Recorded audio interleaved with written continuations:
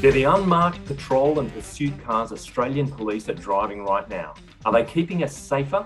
Do you know what to look out for? Yes, it's time to strap in for another edition of the CarsGuide podcast, the show that takes you beyond the test drive. This is episode 194, Red and Blue, Hide and Seek.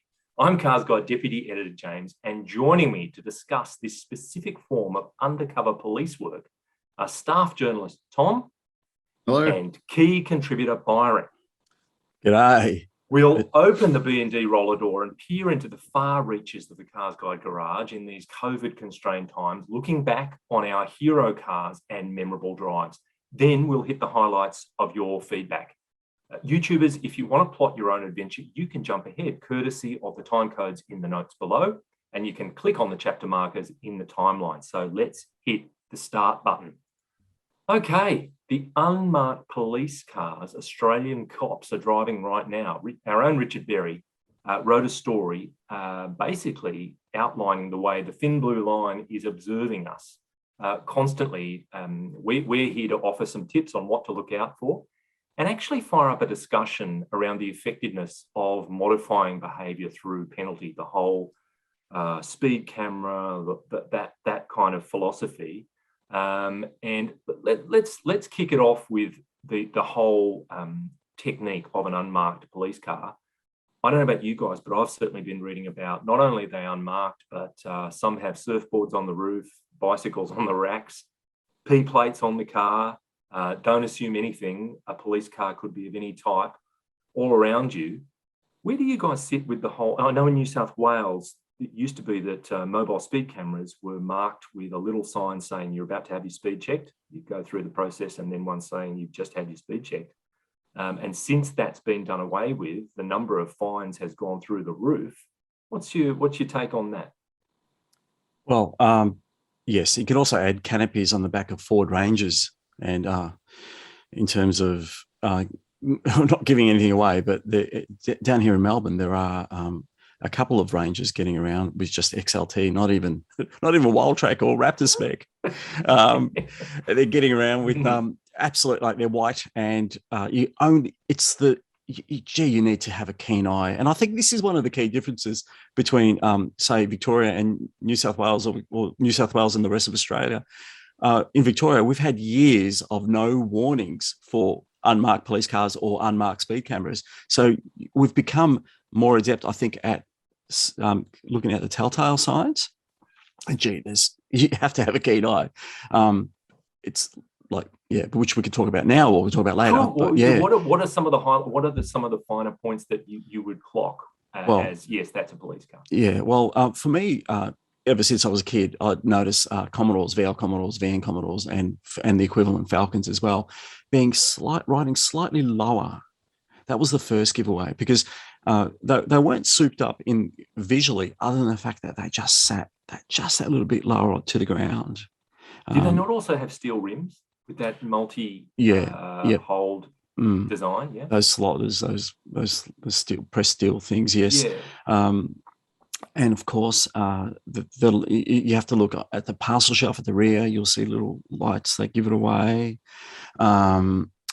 Also, clearly taxi-style extra equipment on the dashboard in the days of pre-tinting. That was a giveaway. Mm-hmm. But really, you just need to, and generally always clean. So which is nice that the girls and the boys in blue do take and the others in blue do take that sort of pride. And seriously. Tom, you're in New South Wales, as I am, in Sydney specifically. What's your take on the difference between marking up a speed trap, so-called, and not? Oh, okay. I didn't realize we were going to open with the speed trap, because I did have things to say about unmarked police cars. But the speed trap, go for it. No, whatever you want to do, that's fine. Well, we can start with the speed trap. That's fine. The speed trap thing is ridiculous, because now they're saying that there's going to be a backflip where they're going to show the signs again. Which I I think there is a story in the works that we're doing on this as well. Bit of a Richard Berry opinion piece, I believe. All right. Where we're going to talk about how it's not a safety thing, right? It's been proven time and time again that these things, that like an unmarked an unmarked camera doesn't increase how does it increase safety? Because if you're speeding on the day and you don't get the fine for 2 weeks, right? Are you really then going to think, oh, damn, I shouldn't have sped that day? I think you're just going to think, well, damn the government, you know? Yes. Well, I think also, I mean, I worked on a story with Michael Stahl in a certain magazine that Byron will reference later. And he made a very salient point, I thought, was, look, if there's been an increase in fines, what about the commensurate increase in crashes and deaths? There's no relevancy there. Yeah. So it doesn't really add up in terms of a device to keep people safer. I think that's probably pretty true. And on the unmarked cars, it was funny. We should bring that up because I was just having this conversation with a friend the other day about how if you're even remotely a car enthusiast, back in the days of Commodores and Falcons, it was really easy to spot them. Like you knew what to look for. You'd have the little light strip in the grill, a little light strip on the parcel shelf. They'd always be in a really suspicious, as you say, suspiciously clean, suspiciously low spec. But now, and I was talking to him as well, and he's like, you know what? When I still see a really clean XR6, I get a bit scared. It's like, I know they haven't been on fleet for years, but I still take 3 glances at them just to be sure. And I do the same thing. FTX, no way, I don't trust them. Richard, in authoring the story, called out for Victoria that some that you might not suspect is a BMW 5 Series Touring and a Mercedes-Benz all-terrain, the E400D. Who would have thought that would be ranging up in your mirrors? Oh, absolutely. The BMWs especially, because the Mercedes is still fairly rare. I think there's only a handful of them running around. But the BMW is now as common as back in the day when you'd see, XR8s and excuse me, and SSs. So but the other car is the Volkswagen Passat. Nowadays, Passats are so common as police cars. Some of them marked, many of them unmarked. That all Passats are now fair game as far as avoiding.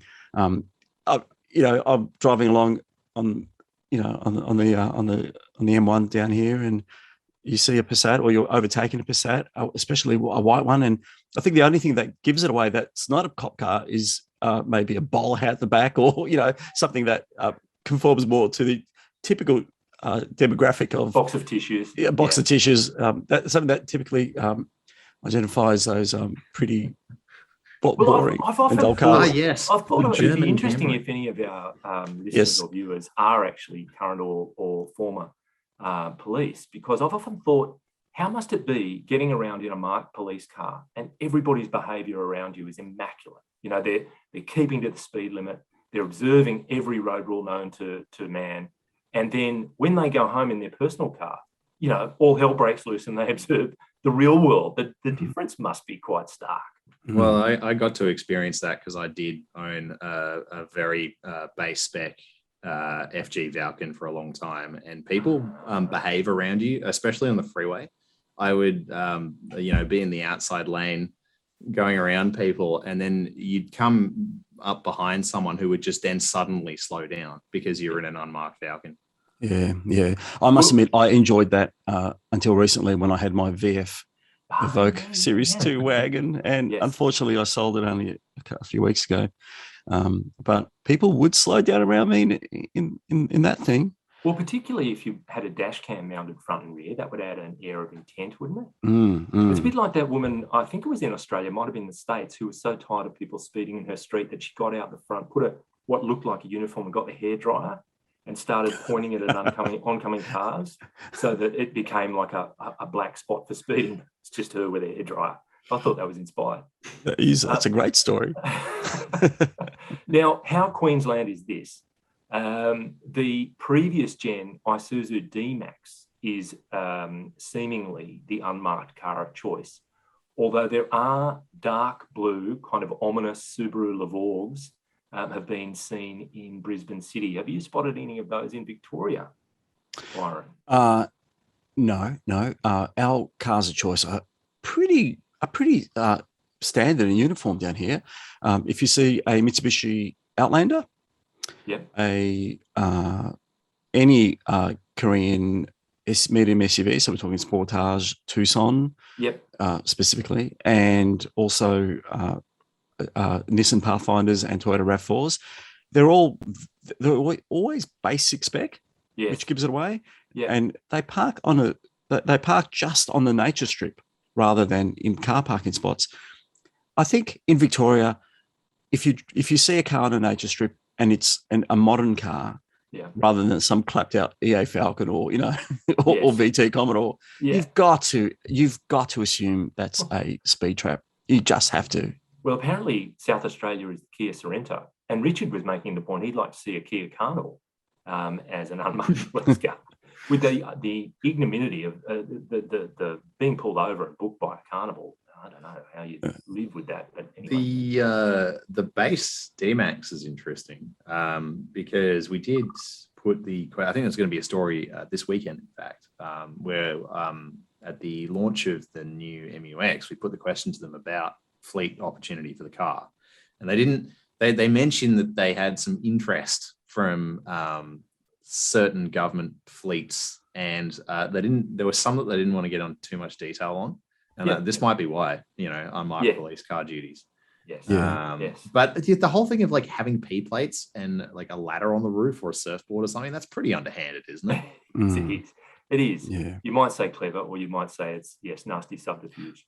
What annoys me is that we get pretty mundane cars. You see overseas, some of in Italy, over the years, the cops might get around in a Testarossa or, a Lancia Stratos in the 70s. And, or what about Dubai? Alphas. And the Dubai cars. Tell us about those, James. I can't recall. Don't you? Isn't it Dubai where they have these, hero cars as they're almost like a PR exercise, that these exotic cars are used as police vehicles, like Veyrons and stuff, Aventadors. Yeah, the whole bit.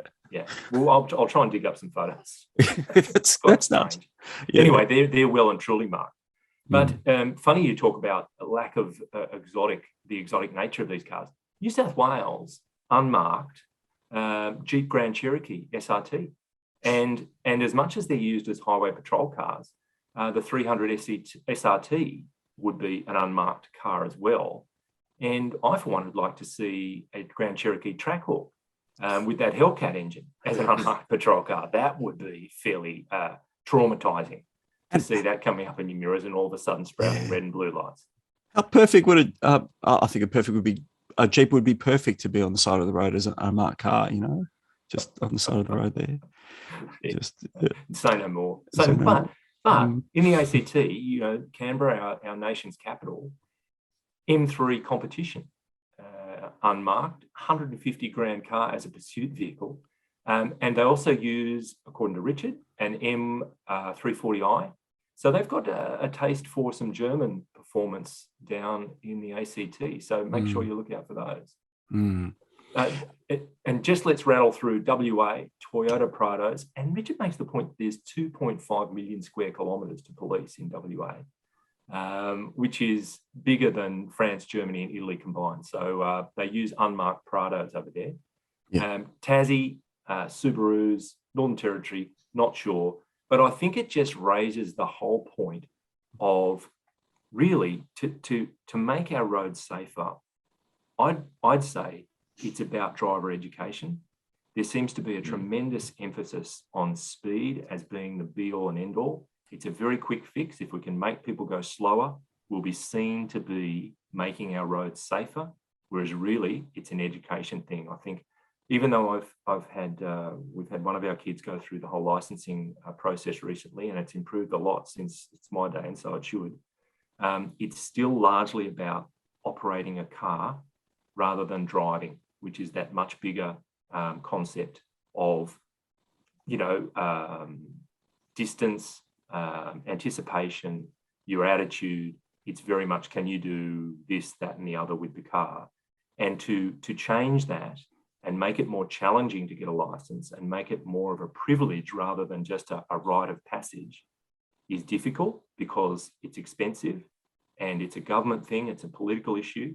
And if you're going to do that, the payoff is so far down the track that it's unlikely that any current government wants to bite the bullet and improved driving standards. It's much easier and more efficient and expedient to just put a whole bunch of speed cameras out there and say, look at what we're doing on road safety. We've put this many speed cameras out into the field. So that's my view. I don't know what you guys make of that. I think there's also the element of, speed cameras by their very nature discriminate against poorer people, people who like literally just can't afford the fines, and so while it's an easy tap, to just sort of touch and go, okay, well, we just put, heaps more speed cameras out there, whether they're unmarked or not. And look, it's made a difference. And look at all these fines we've collected and all the rest of it. But you're right, it doesn't solve the underlying problem, which is expensive and difficult to solve. No. And it's what a lot of European countries have done, and going the education route and just making it more difficult to get a license. So you actually have to want one. Absolutely. And it takes a lot of doing things like, you can't have your parents teaching you how to drive, because that's just transferring what are potentially quite bad habits. You have a uniform standard in terms of driving practice and philosophy, which is fantastic. It's quite expensive to get a license in some European countries. And once you've got it, there's a sense of achievement. And all you have to do is drive in Germany, drive in Sweden, drive in various places. And the standard of driving is immaculate. It's fantastic. And it's apparent that has benefits in terms of road safety. Yeah. I also think that having a degree of empathy with the consequences and the broader consequences of not driving safely works. And, in the 80s and 90s, there were many reasons why the road toll started falling dramatically in Australia, and particularly, well, from my perspective, in Victoria, because there were these Transport Accident Commission advertisements which would make you relate to the characters and what would happen to them. Yeah. For me personally, one of my best friends is a fireman, and he once told me, Byron, I know you can drive because that's your job as a road tester, but sometimes I wish that you would consider more the fact that people around you, a lot of people can't drive, and they might be in a situation where they might have lost control of the car. So you should drive in a defensive way. Always assume that there might be a car careering through a stop sign or going through a giveaway sign or that sort of thing, and just have that in the back of your mind. And he told me that years ago. And since then I thought, you just have to be on the lookout and on guard. I mean, Peter Brock, sadly, no longer with us, and he died in a competitive event. He was a huge proponent of road safety on public roads. And he always said that when he was putting that tongue of the seatbelt into the buckle, every time he thought, this is by far the most dangerous thing I'm going to be doing today, and I'm going to aim for the perfect drive. And he always thought about what I've translated it as Zen driving. Let it go. If someone cuts you off, let it go, let them go and have their crash somewhere else. Try and just understand that it's not going to be ideal, and get on with it, leave it. Because I've gone down as many dash cam rabbit holes on YouTube as anybody else. And the standard response is, I'll lean on the horn and the turning the air blue with, how stupid these other people are. Everybody makes mistakes. And I just try. I'm not perfect, but I just try and let it go, think about other people. And I reckon if more people did that, we'd possibly be in a better place. I don't know. Anyway, it would be great to get people's feedback, people that are listening, people that are viewing. Tell us what you think about this whole situation. But let's move on and move to our garage. But it's the depths of our garage, down the dark corners, and particularly memorable drives, vehicles connected with it. Tom, you've got a very interesting one, because just give us the backstory. You also had a very interesting job for a while that gave you access to certain cars. Yes, I was a valet driver for many years, and I did get the opportunity to steer some exotic vehicles for a long time, some really different and interesting stuff that you would never normally be able to touch, let alone someone. And it was crazy. I think the craziest thing about that job was the people who would come in sort of regularly with exotic vehicles wouldn't think twice about the valet situation. They wouldn't think, I'm handing a set of keys to a like absurdly expensive vehicle to someone who's clearly in, you know, their late teens or early 20s. Like there was just no thought given to that. It was wild. So, you know, because if you walk into somewhere like, you know, classic throttle shop or, you know, a place like that where they have all these exotic vehicles, you know, you're barely allowed to get close to them, breathe on them, let alone, you know, sit in the driver's seat. Also making the huge assumption that you were a genuine employee of the place. You know, you've just been a well-dressed passerby. You know, Cheech and Chong style, just throw the keys in your pocket, please. Yeah. And so, and look, you know, I didn't get to drive the cars for long. You know, it was a sort of a 5-minute episode, and if it was something particularly special, maybe you'd, you know, take an extra lap around the car park, right? Just to sort of get a feel of the thing. And one car of all the cars I drove thousands and thousands of cars, but of one car really stood out, and it was the Ferrari F355. Yep. And I thought that car was particularly interesting because having, you know, by that point driven a lot of the more modern Ferraris and, you know, sat behind the wheel of a lot of the more modern Ferraris, sitting in that car, I felt like, this is how a Ferrari is probably meant to feel. You know, it was light and small and compact and really reactive. And the particular one that I drove was perfect. It was in the iconic red and had a gated shifter with the alloy head to it and everything, and it had a tan interior. It was, you know, it was the perfect example, and I remember feeling like that car was particularly special. And I've also driven the one. I was going to say, sorry, before you leave the 355, you mentioned it was like an in-between car in terms of Ferrari's, the chronology of Ferrari's history. A lot of people see it as the end of the old Ferraris, and some see it as the beginning of the modern Ferraris. You know, it actually fulfills both roles, and they're hugely sought after now. They're a very valuable and appreciating kind of car. Which is a shame because, of course, after driving it, I immediately looked it up and realised I probably would never be able to afford one. But yeah, you're right. I like the way you say probably. Yeah, there's still a chance. Yeah, good on you. Take this away from me. Dream big, Tom. That's what I reckon. Because and that's very true, because one of the other cars that I got to drive on that job was a 328 GTB, and that car was like driving a very low tractor. It was, I think, agricultural is different.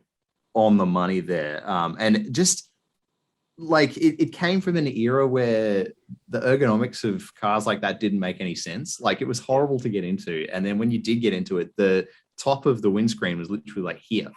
So I had to like duck down to look out of it. And my driving position was like this. Yeah. And the steering, it felt like I was pushing the car sideways manually, right? The steering was so heavy, and none of the buttons made any sense. And I was afraid to touch anything because this car felt like it was going to fall apart at any second. But and the clutch is like a techno gym thing, and you know you just it's like a leg working out the left leg. Yeah, you're right. I've driven an old fiberglass body, actually 308, and it's the same. It's not an enjoyable drive. Cool. Good point. We've got a lot to be grateful to the Honda NSX for, haven't we? Do you know, that's interesting? I was part of a story once where we took some cars down to Phillip Island, two of which were that original NSX, and a privately owned Testarossa. So it was a British car, blue, right-hand drive.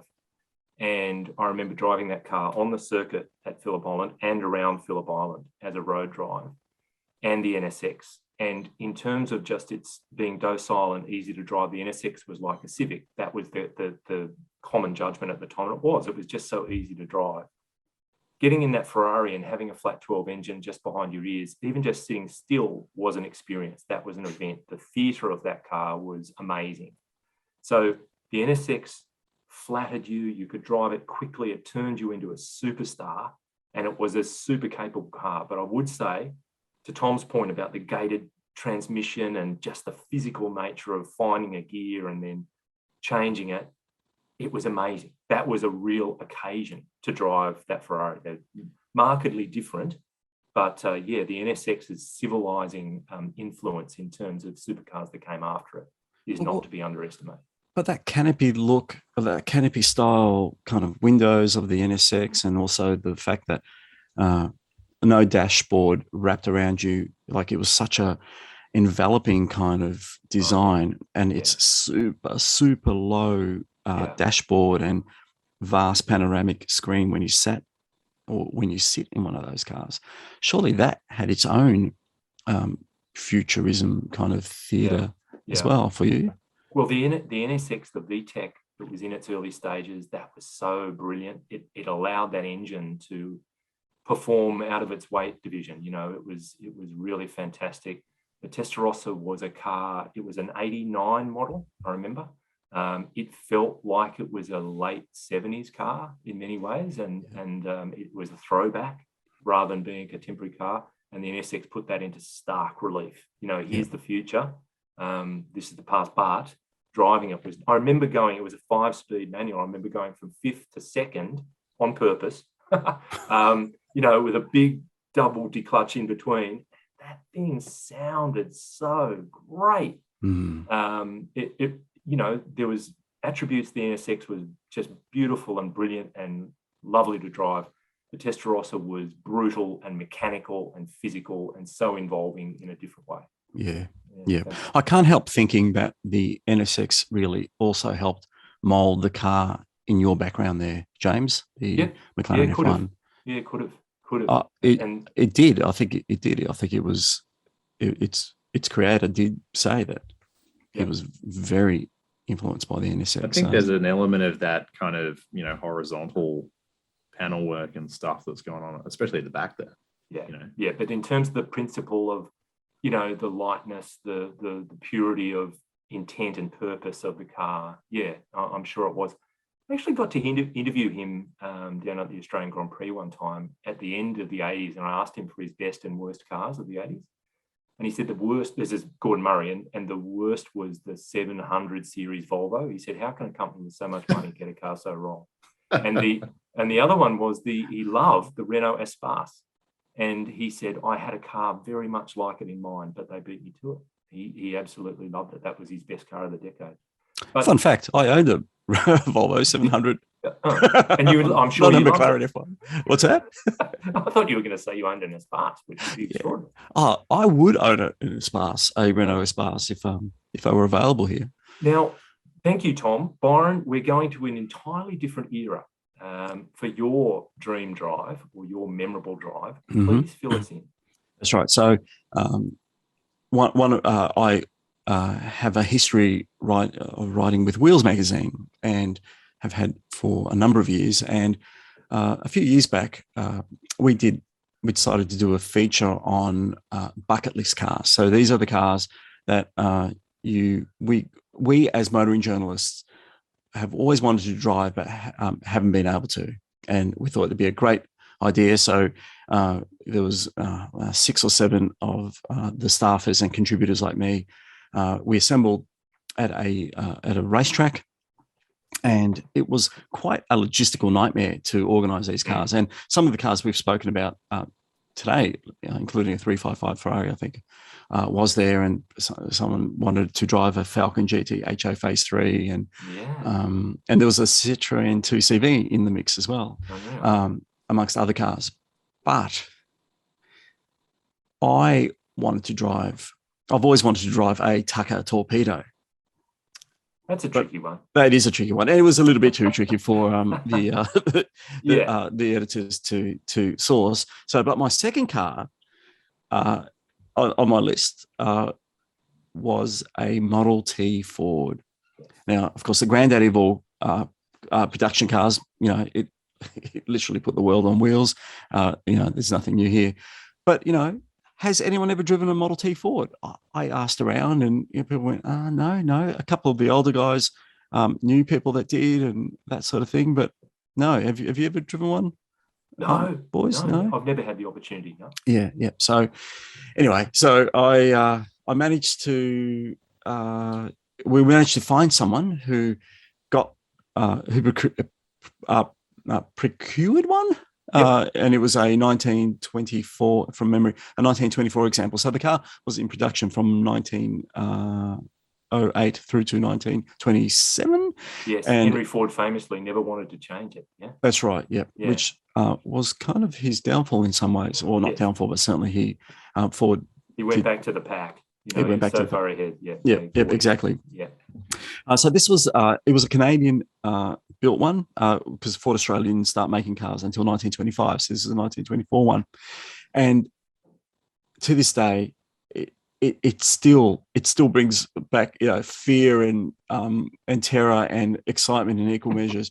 I think if I had to sum up how to drive a Model T Ford, it's that you just have to unpack everything you know about driving a modern car, because nothing is where it should be in compared to a contemporary vehicle. For instance, even though there's a steering wheel and there are 3 pedals on the floor, none of them.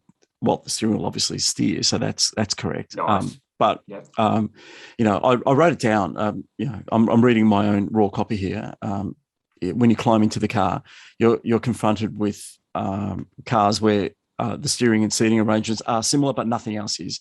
For instance, there are 2 wheel-mounted levers, which suggests that they're meant to be conventional. But what you have to do is the left pedal actually engages first gear, and you have to press it fully down. This is the clutch, what we would call the clutch pedal. So that engages first gear, and then the top gear is when you depress it, but only after the handbrake lever has to be pushed forward. And then there's you have to play around with the spark control, which advance or retard the spark. That's right, exactly. And then finally, the right pedal slows the car down rather than accelerates it. So, and the brakes are usually the middle pedal rather than the brake being the middle pedal. Does that imply that there are 2 speeds? Was it a 2-speed? That's right. So it's a two-speed thing, and basically you take off in one gear, and then you just kind of you depress like the clutch, and it goes into the top gear, and that's it. Right. So you're driving this car, and that's in a straight line. And that took about 20 minutes for me to learn that.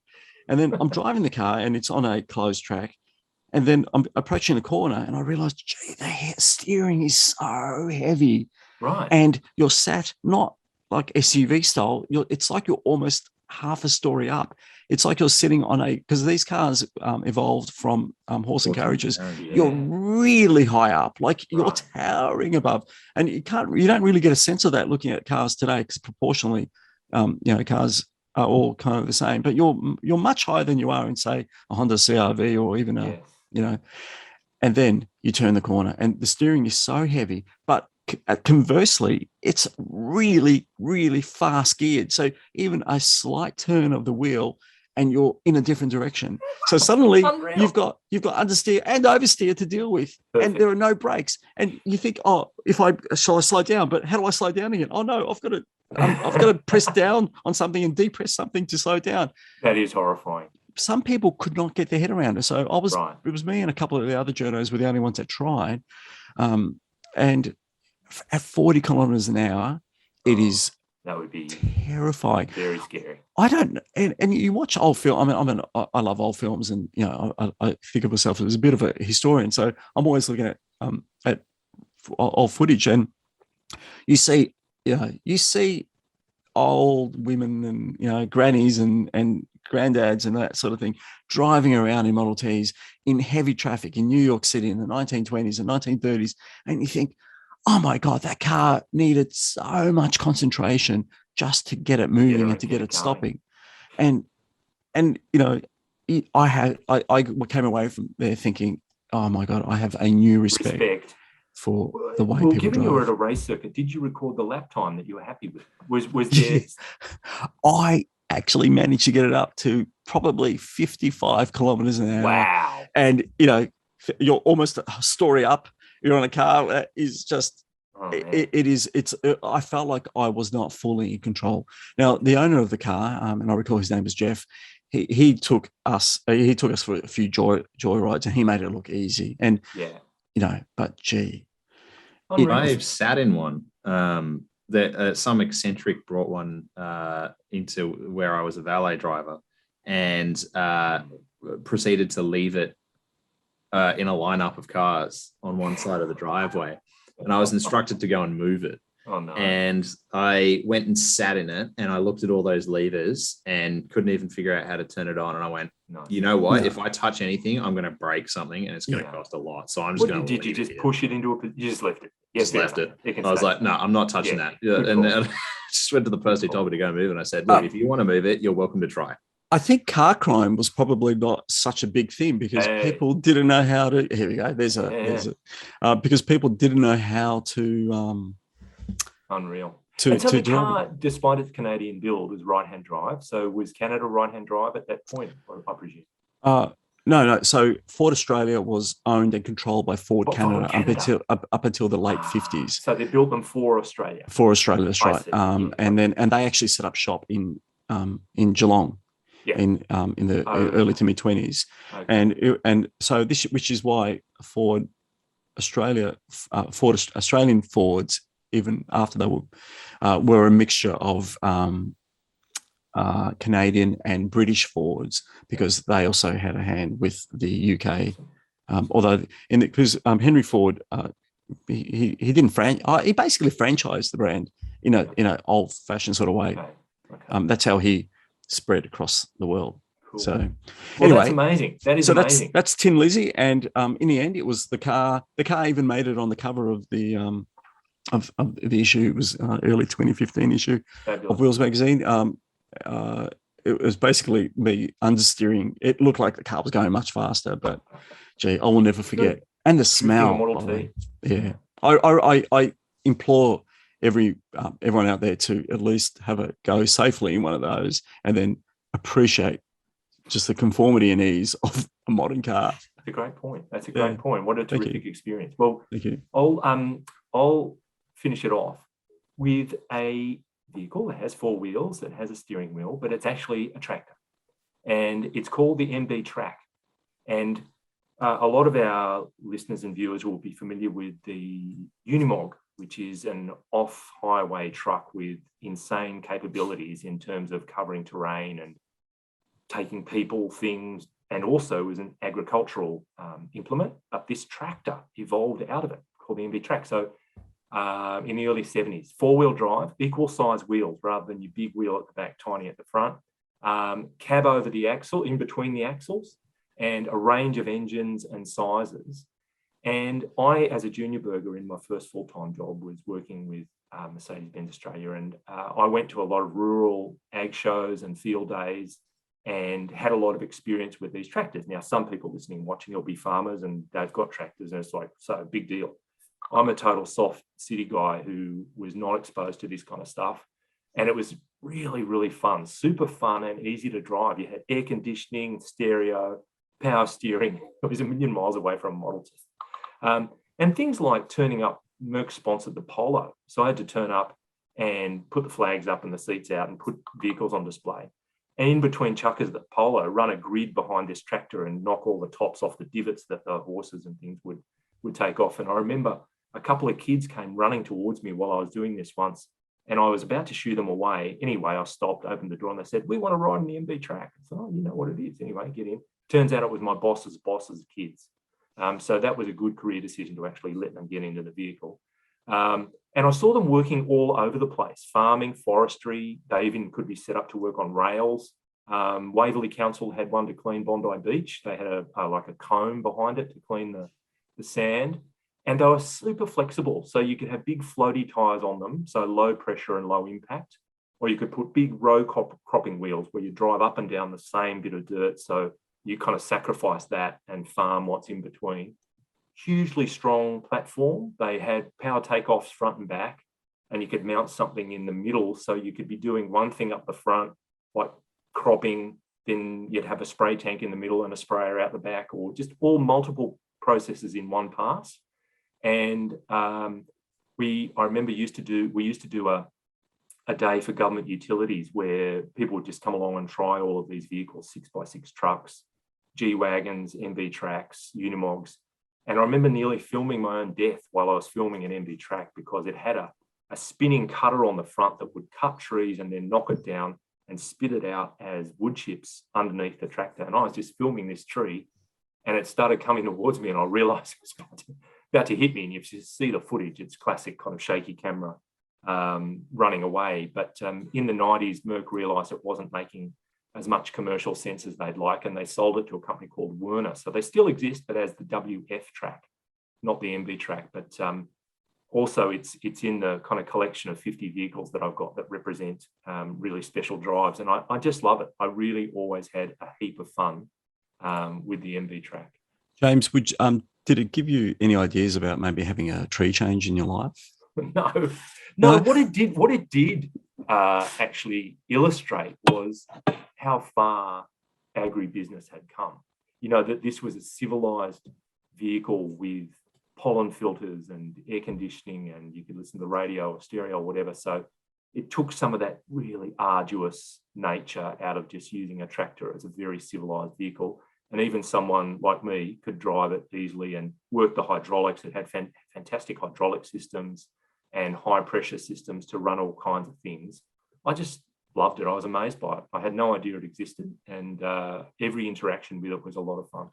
I see the on the Wikipedia page, you have to search WF track because WMB track doesn't MB track doesn't come Not up. a thing anymore. Yeah. No, but it's funny because most of the page is written about the WB track, MB track anyway. There's a picture there, a version of it that runs on rails. Exactly. It looks awesome. And I wanted to see a picture, and there it is.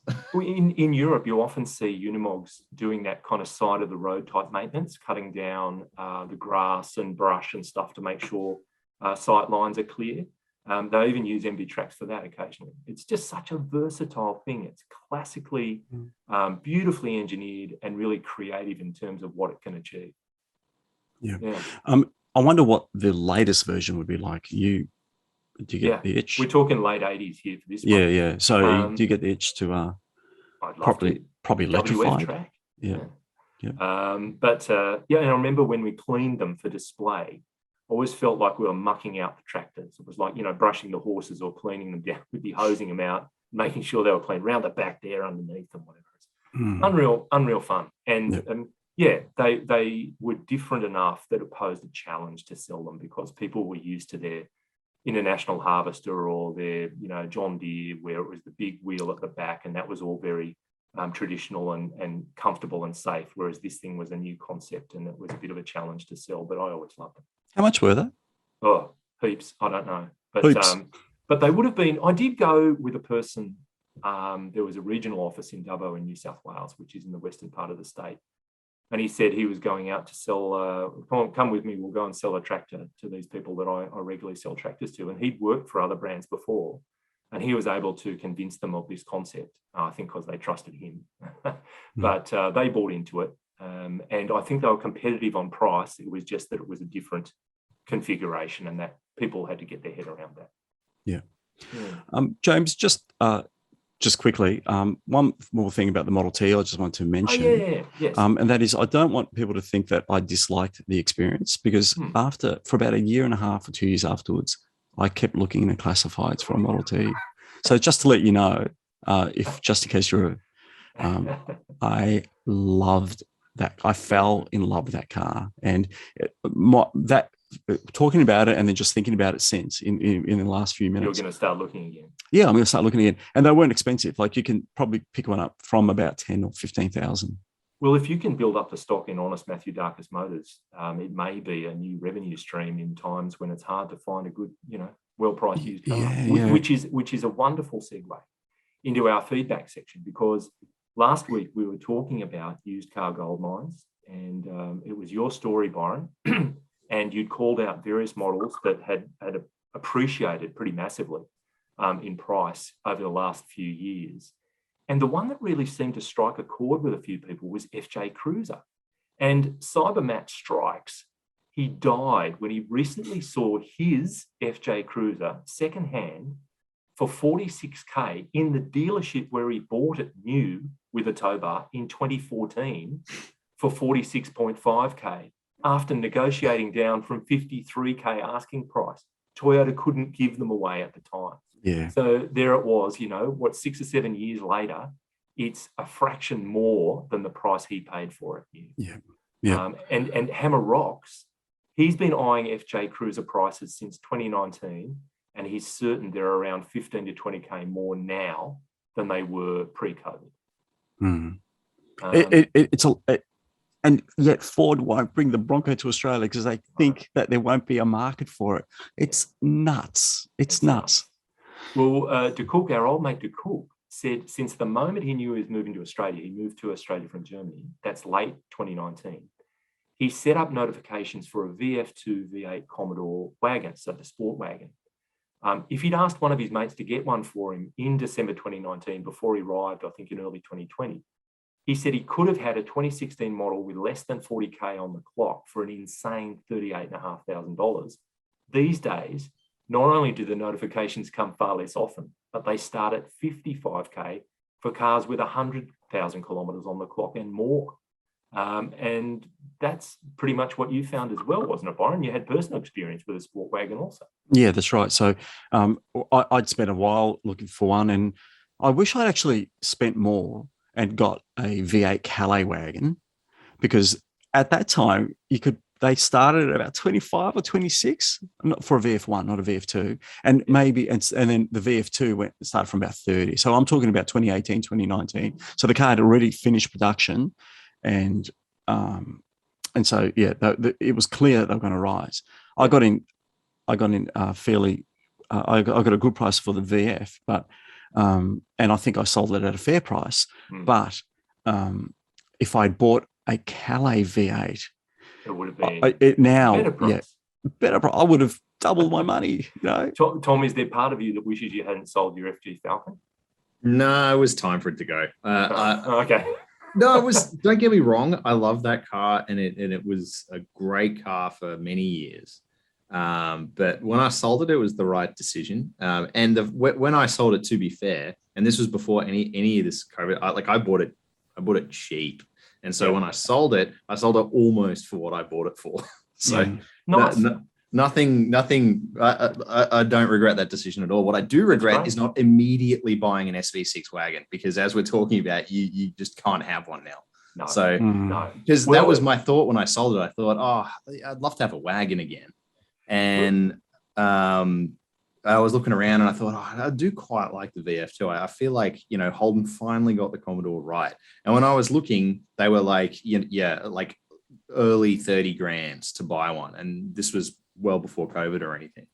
And now you just can't get one. So I'll probably never own one now. A beautiful design. So clean, really well resolved wagon. That sport wagon was such a great job. Yeah. How about you, James? Did you get tempted? No. I've got all my eggs in one kind of car basket, which is a bit boring. But anyway, I mean, there was another group of people, which is interesting, talking about, do you keep it, do you sell it? They're what I'm calling the couldn't find anything better group. And Geo Bloke drives a VF Series 2 SS Ute and says he can't get rid of it as there isn't anything that comes close to replacing it. Even though cars with similar mileage are now $20,000 more than he paid, he's not going to part with it because he just enjoys that car and what it delivers to him.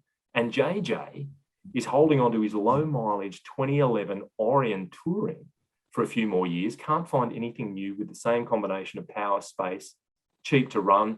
Bill Catapotis, I agree, mate. He's got a 2010 Orion ZR6 with 100,000 kilometers on the clock.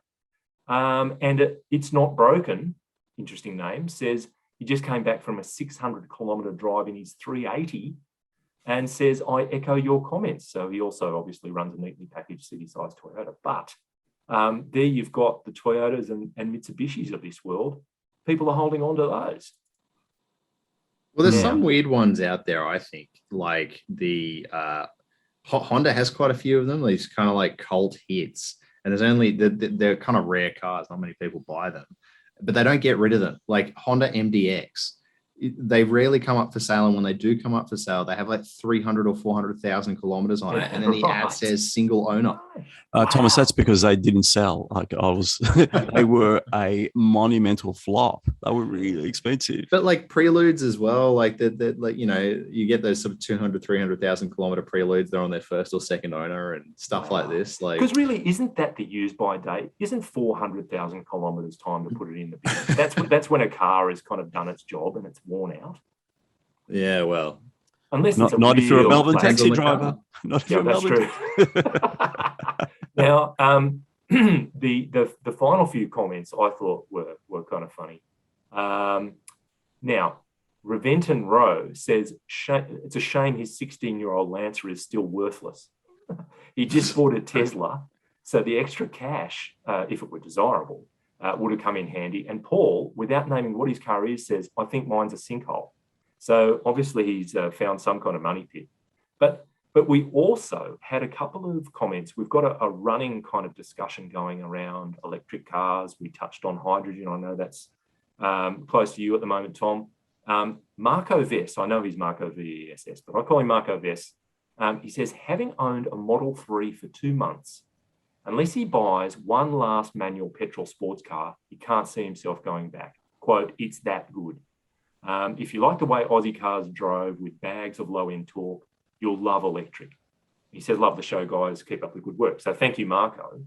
And Bill Catapodis agrees with the idea that you can only buy what's being sold. We were talking about the notion of, it was a comedian in the States being criticised for wearing flared pants in the 70s. He said, that's all you could buy. That's all that was in the stores. You couldn't get other pants. Says the world's car companies are jumping over themselves to catch Tesla and satisfy fast-moving emissions reduction laws globally. So I guess we won't have a choice. As prices of all manner of low or no emissions cars come down, our tastes will inevitably change. What do you make of that? That it's a chicken or the egg? You know, will the force majeure cause us to change our appreciation of what a desirable car is? Or will some people stick it out and still want to have an older style car where the market might go? Well, I think it's interesting, isn't it? Because a lot of newer, like electric cars that are coming out now, Tesla Model 3 is a sedan. How weird is that? Yes. Like, shouldn't it be an SUV? Well, and it's the same with like Toyota Mirai. That's a sedan as well. Why? Yeah. I think Toyota says it's a, once in a generation shift towards this like electrification. I think they're right. And it'll be interesting to see what comes out the other side. Tom, I think they're sedans because the 2 or 3 largest markets in the world still with money want to be chauffeured and prefer sedans, which is obviously North America, China, and others. Even Korea and Japan though are still big sedan markets. Like you go over to Korea and like everyone's driving sedans. They have like multiple like Hyundai and Kia sedan classes that we don't even get here. Yes, yes, that's true. Yeah. All right. Well, look, thank you guys. With that, we've reached the finish line. So thank you, Byron. Thank you, mate. Thank you, Tom. Thank you.